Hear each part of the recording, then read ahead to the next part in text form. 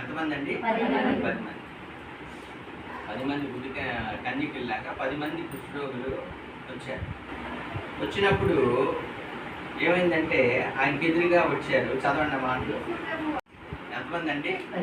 10 మంది బాగు చేయమని వచ్చారు. కానీ యేసు ప్రభు మాట విన్నాడు. అప్పుడే చర్చికి అందరూ వస్తారు, ప్రార్థనకి అందరూ వస్తారు, వాక్యం అందరూ వింటారు. కానీ వాక్యానుసారంగా జీవించినారు వాళ్ళే ఉంటారు. కొన్ని విడిచిపెట్టాలంటే ఏం చేయమండి? దూరంగా తీసుకుంటాం, దేవుని సన్నిధికి వెళ్తాం, విశ్వాసంగా బైబిల్ చదువుతాం, ప్రార్థన చేస్తాం, ఉపవాసం ఉంటాం. పిల్లల క్రైస్తవులు అని చెప్పుకుంటాం, బైబిల్ చదువుతాం, తరచుగా బైబిల్ చదువుతాం. కానీ ఆ బైబిల్లో ఉన్న కొన్ని కూడా మీకు అర్థమైందండి. పాటించిన వ్యక్తి ఒక్కడే, అతనితోనే దేవుడు మాట్లాడాడు, అతన్నే దేవుడు బలపరిచాడు, అతన్నే దేవుడు ఆశీర్వదించాడు.